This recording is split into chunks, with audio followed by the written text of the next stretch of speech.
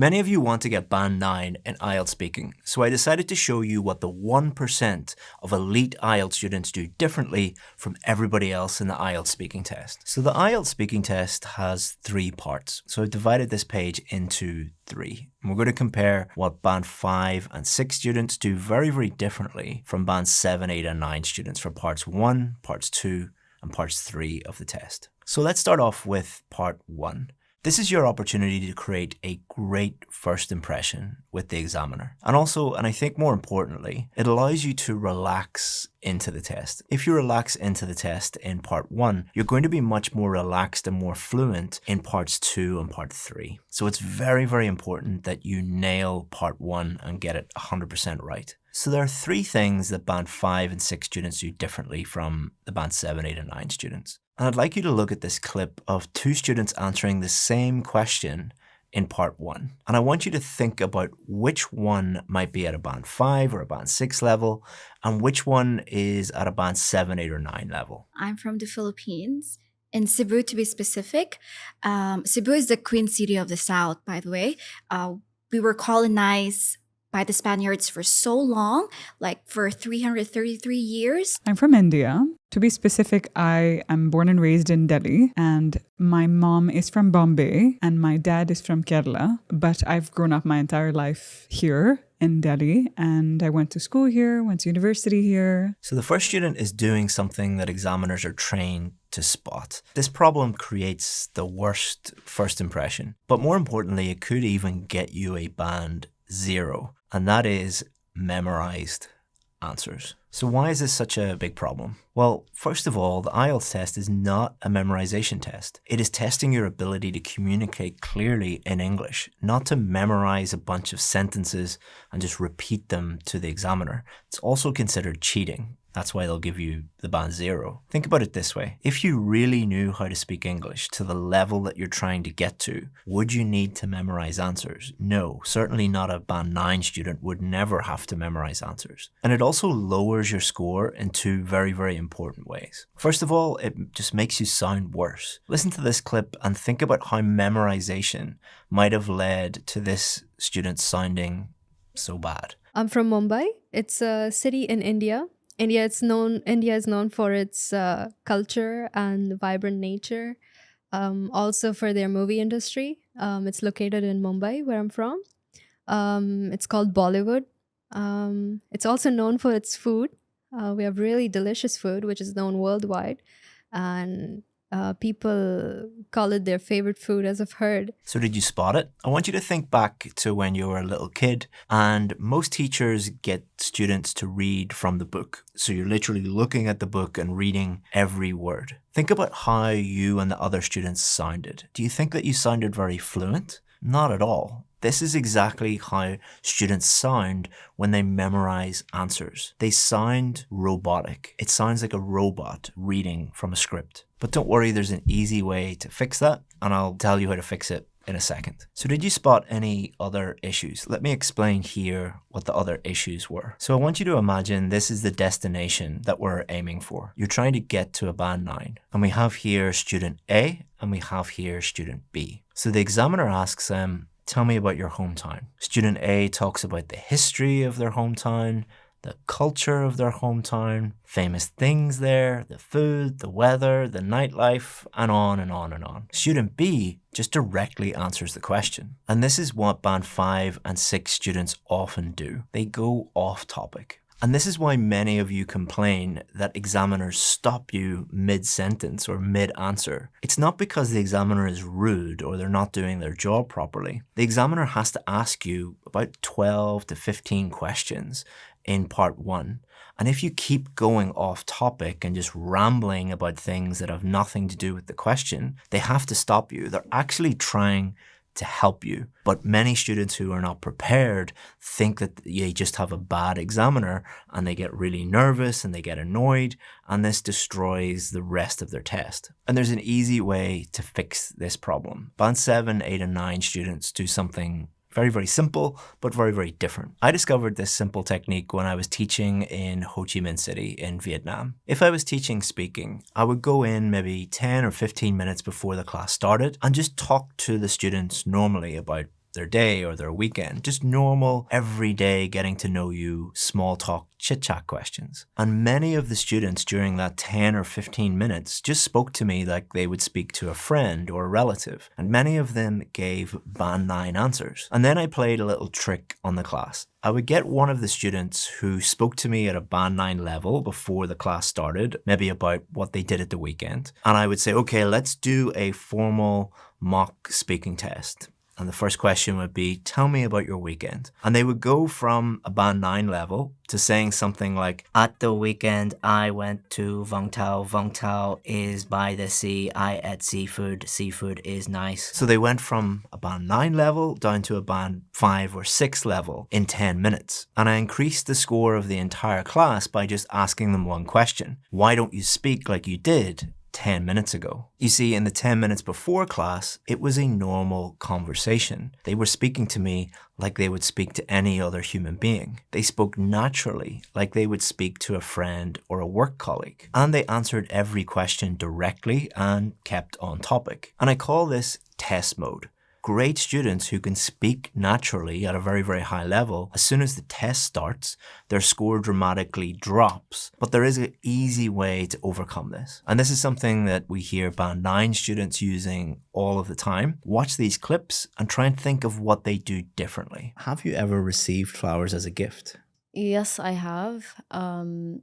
Actually, recently I did receive flowers, and I can't talk enough about flowers. I love everything about them, like the variations that you find, the different types and colors, as simple as like roses to, let's say, tulips. I love everything about them. Is there anything that you dislike about your job? Me personally, no. But if you ask my fiance, she will tell you that my job takes up a lot of my time, and I think she hates that about my job. Do you have lots of friends? I do have quite a few friends. I feel like I have more acquaintances than friends. But the people who I really care about, I think I can definitely count them on my fingers. So did you spot it? In part 1, band 9 students normally just directly answer the question in the very first sentence, and then they add a little bit more detail. This detail could be an explanation, it could be an example, or it could be something like a personal story. And if using a strategy or a framework like that is a little bit confusing, use this technique instead. It's called the coffee shop method. Imagine you're not speaking to an examiner. Imagine you're talking to a friend in a coffee shop and they're asking you these questions. How would you answer those questions? You definitely wouldn't give a memorized answer or try and insert lots of high-level structures and fancy vocabulary. You would just answer it naturally. So let's move on to part 2 of the speaking test. Before we continue, I want to tell you about our gift PDF. I took all of the band 7, 8 and 9 speaking tests that we've ever done and I analyzed them for the most useful phrases and the top vocabulary. And I've included all of those in a list in this PDF for you. If you want it, all you have to do is just go to the description or the pinned comment, click on the link, and this is my gift to you. So part 2 is often the most feared part of the IELTS speaking test because it requires you to do something that you're not used to doing, or many students just have never done what it requires you to do. So in part 2, you'll get a cue card that looks like this. And they'll ask you to speak about this topic for up to 2 minutes. This can be quite scary for many students because it's difficult to speak about anything for 2 minutes, especially in a foreign language, in a test where your whole future is at stake, and you have a scary examiner like me staring at you. But what if I told you it's not part 2 that is scary? It's not part 2 that leads to lower scores. It is the strategy that most students use that leads to it being scary and leads to lower scores. And the interesting thing is, once students stop using the same old strategies that most band 5 and 6 students use and switch to the techniques that we teach our students, not only does this fear of part 2 go away, but our students actually look forward to part 2 of the speaking test because it will give them a chance to show the examiner how great they are. First, listen to the student and let me know if you can spot any problems with what they're doing. So I'll describe the house of my grandma. So who lives there? My grandma lives there. And my grandpa used to live there. Where the property is, it's in the mountain in Beirut, in Lebanon. What it looks like a castle for me. It's not a castle, but for me, it's like a castle. We have a lot of memories there. That's why I decided to talk about this house. If you like it, definitely I do. I like this house, as I mentioned, because it reminds me of my childhood and the best days we spent there, and we're still spending when we go to see her. We have a lot of memories. We had good food. She used to cook a lot for us. The house is simply like, I feel like home. I just love it. So what most students do is they look at the cue card, they look at the topic, and then they talk about bullet point number 1, then they talk about bullet point number 2, then 3, then 4.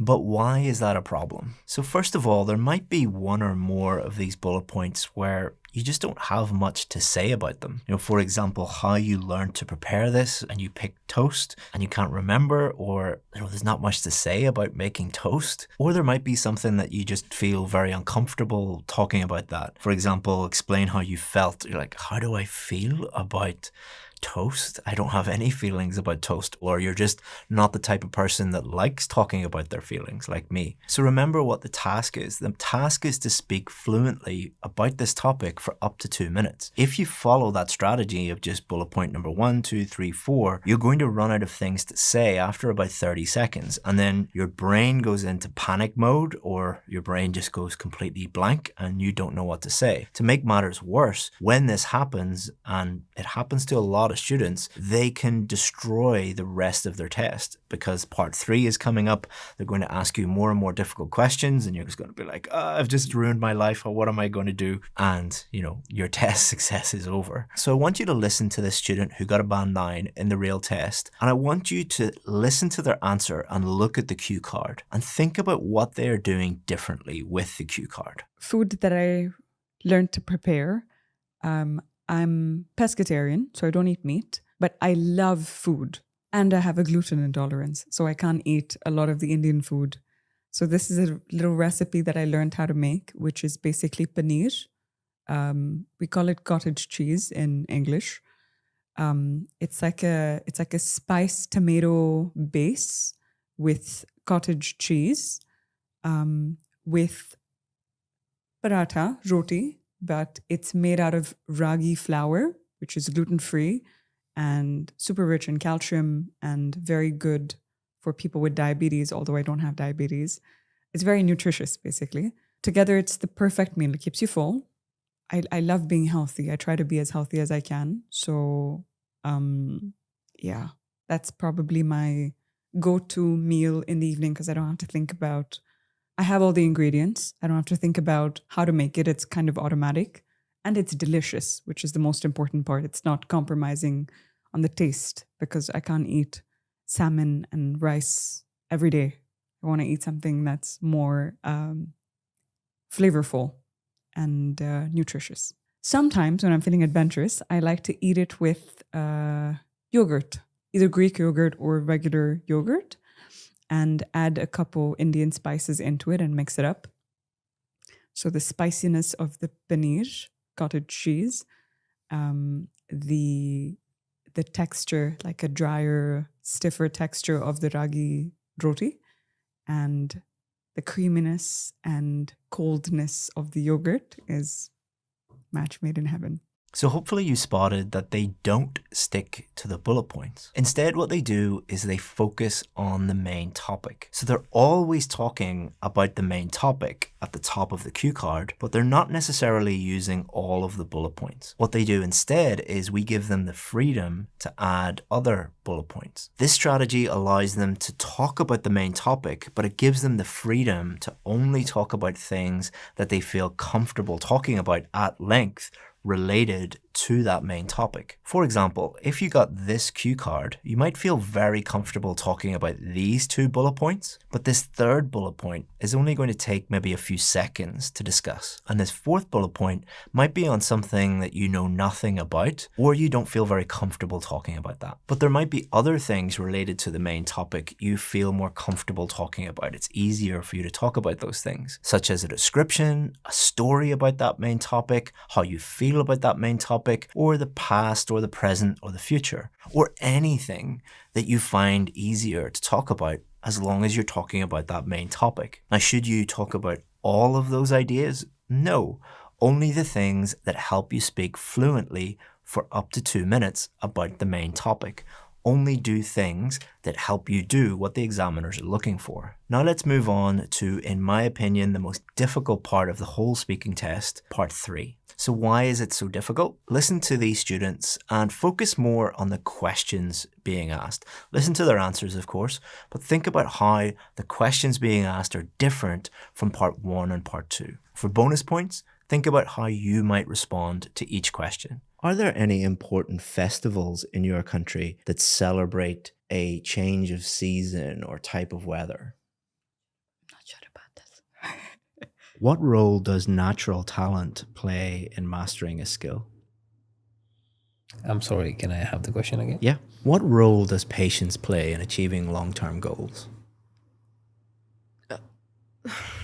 So as you just heard, part 3 questions can be a lot more challenging than typical part 1 and even part 2 questions. But like everything with the IELTS test, the problem is not the questions. The problem is the common strategies that most students use to answer them. So let's start off by telling you the things that you should not do. The number one thing that you should never do in part 3 is give no answer at all. So this has happened thousands of times. I've asked a question in part 3 and a student has just been like, literally nothing has come out of their mouth. I've had other students who just burst out laughing for some reason. But what you are saying to the examiner, if you give no response or burst out laughing in their faces, I don't have enough English to answer this question. That's very, very important because it is an English test. But don't worry, I understand many of you are probably thinking, but what if I get a question I literally cannot answer? I don't have anything to say. Don't worry, we'll give you a strategy in a second for how to deal with those types of questions. The next thing you should never do in part 3 is give a very, very short answer. Now, the reason why students give very, very short answers is often nothing to do with their English in part 3. It's often because speaking for 15 minutes in a foreign language in a test that is going to determine which country you live in the future is very, very stressful. A lot of students are just fatigued, they're tired, and they want the whole process to be over. So even subconsciously, they will give very short answers because they want the examiner just to say the magic words. That's the end of the speaking test. So you should never give short answers and you should never give up. And we call this surrendering. It's just people putting their hands up saying, like, please, I give up. Just let me go. You must never do this because, again, how the examiner interprets this is you don't have enough English to answer this question. And how we stop our students from surrendering is we give them this little trick that not many people know about. During the test, the examiner is looking down and they have a range of different questions. And when they get to part 3, they have some questions for the students who are at a band 5, band 6 level. And then they have more difficult questions for the students that are a band 7, 8, and 9. This is so that they can separate out the different bands. If they are asking you one of the very, very difficult questions, you should be happy, all right? Because that means they think that you are capable of getting a band 7, 8, or 9. So our strategy is to try and get the examiner to ask more and more difficult questions. And the more difficult they get, the happier you should be. And how you will get there is by always giving an answer and always developing your answer. So how can we do that? The first and most important thing is always attempt an answer. But what if you have no idea? What if it's about a topic you know nothing about? You could do something like this. I'm not too familiar with the topic of AI and its relation with education. However, in my knowledge, I do know that AI is developing more and more, and it might be able to replace some teachers' jobs or tasks, but it will not replace the trait of empathy. Remember, it is not a knowledge test. It is not a test of your knowledge of that topic. It is a speaking test. If you don't give an answer or a very, very short answer, you're saying to the examiner, my English is not good enough. But if you attempt an answer in the way we showed you, you're saying my knowledge of that topic is not high enough. And that indicates to the examiner that they need to switch topics in order for you to show how good your English actually is. Believe it or not, the examiners want you to do well, but you must signal to them that this is just not a great topic for you. But if you say nothing, then what you're really saying is, I'm not good enough to answer any question on any topic. But even though it is this huge fear of students about, what if I get a topic I know nothing about, it is far more likely that you will get a topic you can speak about, that you do know a little bit about. So how can you show the examiner how great your English level is with a topic you know a little bit about? Watch this clip and think about what the student does in terms of how they structure their answer. What skills does a person need to be a great chef? Interesting. From what I've heard, I've never worked as a chef or worked in a kitchen before, but I think it takes a lot of trial and error. So for that reason, I would imagine that the person would have to be very patient. And with that patience, you need to have an inherent passion for the food that you're making. I think chefs usually specialize in one or more cuisines. So just having an understanding of the background of the spices, where it comes from, of the meat, where it comes from. If you're not passionate about that, it can probably tire you out to be that invested in learning. So patience, passion, and a good environment, like access to good teachers, access to good books, access to good produce would probably help you hone your craft a lot more. Don't forget to download our PDF with the list of vocabulary and phrases used by Band 7, 8 and 9 students.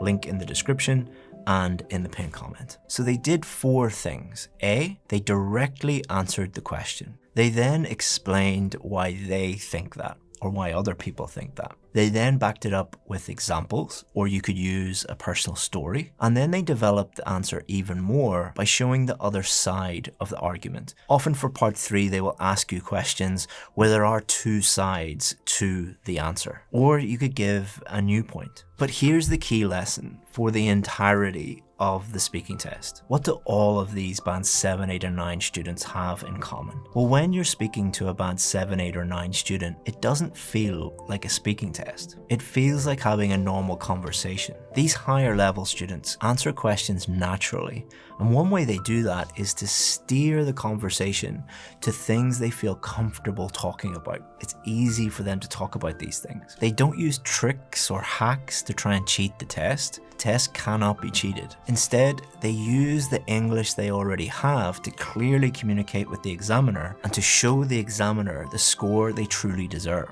And how they got to that stage is not just doing lots of practice, but perfect practice. This video is not only going to give you a huge number of practice questions so that you can practice at home, but it is going to show you how to practice so you can cut down your preparation time and get the score that you need. Click on this video next.